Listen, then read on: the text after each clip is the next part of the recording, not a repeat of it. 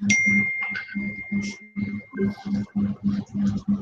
Assalamualaikum kepada tetamu saya yang ini Cikgu Nur Mujiah binti Yusof. Pertamanya saya memperkenalkan diri dulu. Nama saya Muhammad Faiz Bahirani, pelajar FKEE UTHM tahun 3. Jadi sebelum kita mulakan perbualan ini, bolehkah Cikgu memperkenalkan diri Cikgu dan mengajar di mana? Sebelum tu saya ingin mengucapkan terima kasih sebab sudi menjemput saya sebagai tetamu untuk bertemu bual. Jadi nama saya Nur Mujiah binti Yusof. Saya merupakan guru di SK Taman Sutera, Johor Bahru. Okey, terima kasih Cikgu. Okey, kita teruskan kepada soalan yang pertama. Sebelum kita teruskan pada soalan pertama, saya ingin menerangkan apa itu diskriminasi. Diskriminasi dalam dunia pekerjaan semakin lama semakin menjadi-jadi, dan antara isu diskriminasi yang menjadi talikan utama di Malaysia masa kini adalah diskriminasi gender yang membawa kepada diskriminasi wanita.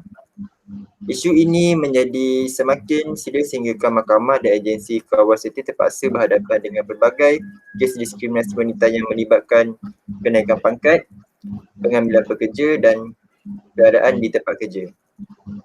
Kesedaran kaum wanita terhadap isu ini akhirnya membawa kepada kemunculan golongan feminis yang memperjuangkan hak dan kesamarataan wanita dalam industri pekerjaan. Okey Cikgu. Untuk soalan pertama,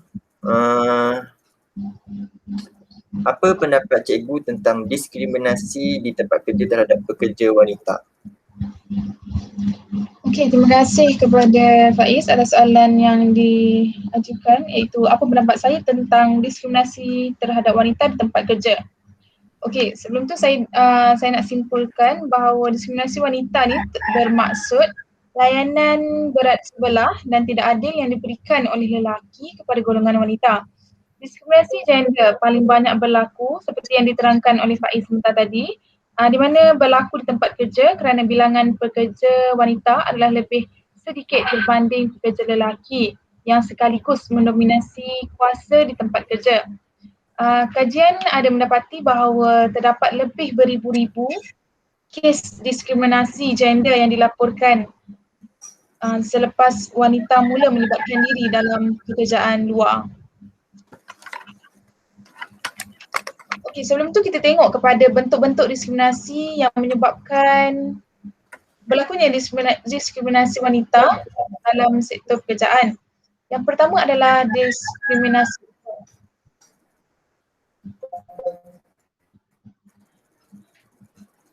Isu diskriminasi upah berdasarkan perbezaan gender ini seringkali berlaku dalam mana-mana industri.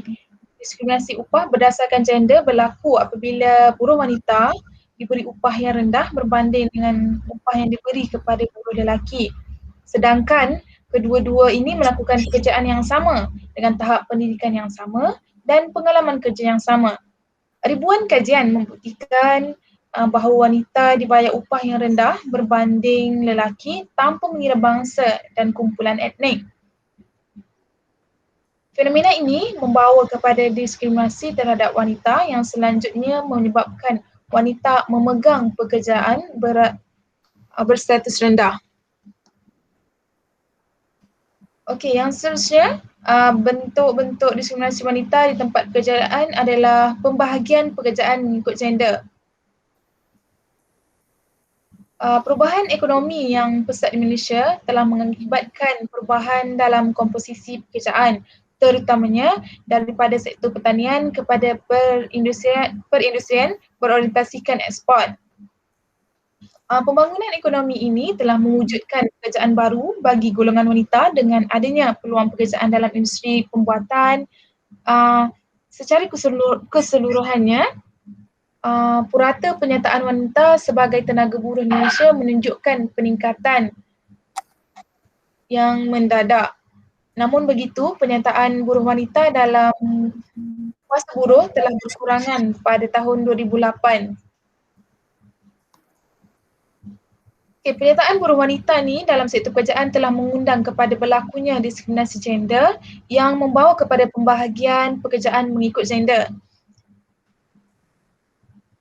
Mengikut jenis pekerjaan yang dilakukan oleh wanita berbanding dengan lelaki di Malaysia, secara umumnya kebanyakan kaum wanita menceburi bidang pekerjaan seperti kerani, profesional, teknikal dan yang berkaitan dengan perkhidmatan dan jualan.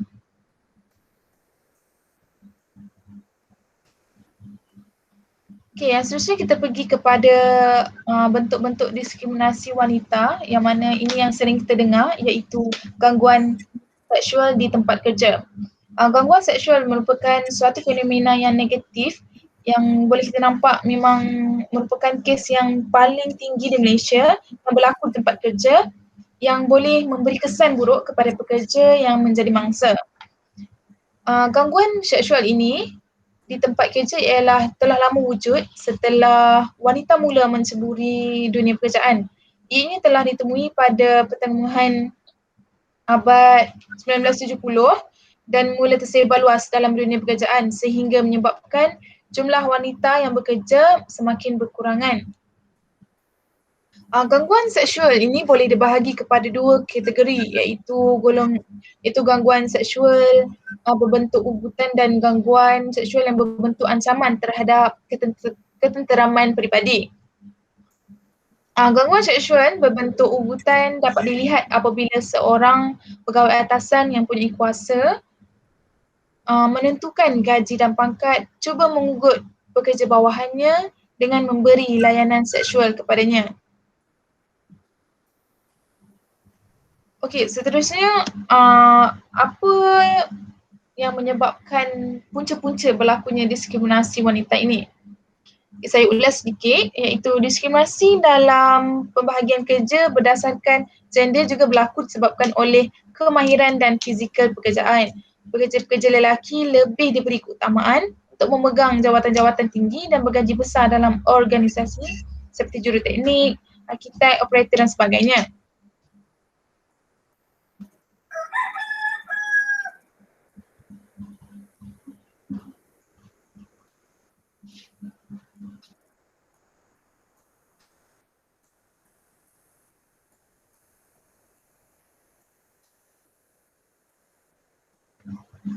Kejap Okey, tak apa cikgu. Secara keseluruhannya itulah yang kita dapat lihat antara bentuk-bentuk diskriminasi wanita yang berlaku dekat tempat kerja dan apa punca-punca yang menyebabkan berlakunya diskriminasi tersebut. Itu sahaja daripada saya. Okey, terima kasih cikgu atas ulasan yang sangat padat dan tepat. Okey cikgu, bolehkah kita terus kepada soalan nombor 2? Boleh. Okey, jadi soalan nombor 2 yang saya ingin ajukan kepada cikgu adalah apa pendapat cikgu bagi menangani permasalahan ini? Permasalahan tentang diskriminasi di tempat kerja ini. Okey, terima kasih Faiz. Bagi pendapat saya untuk penyelesaian masalah diskriminasi wanita di tempat kerja ini, yang pertama adalah mengembangkan dasar anti diskriminasi di tempat kerja. Maksudnya kedua-dua majikan dan pekerja harus jelas dan memahami apa itu diskriminasi. Jenis diskriminasi, bagaimana ia berlaku dan apa kesannya terhadap pelaksanaan kerja pekerja disertakan. Maksudnya majikan perlu memberi penjelasan kepada pekerja apa yang dimaksudkan diskriminasi dan apa kesannya sekiranya ia berlaku di dalam suasana pekerjaan, dalam sektor pekerjaan. Okay, apabila komponen mempraktikkan pendidikan agama di persekitaran kerja dimasukkan, contohnya mempraktikkan pendidikan agama, hal ini dapat mengelakkan diskriminasi daripada berlaku dan majikan seharusnya bertindak dengan luar biasa dan mengambil tindakan yang sewajarnya sekiranya diskriminasi ini berlaku. Selain itu juga,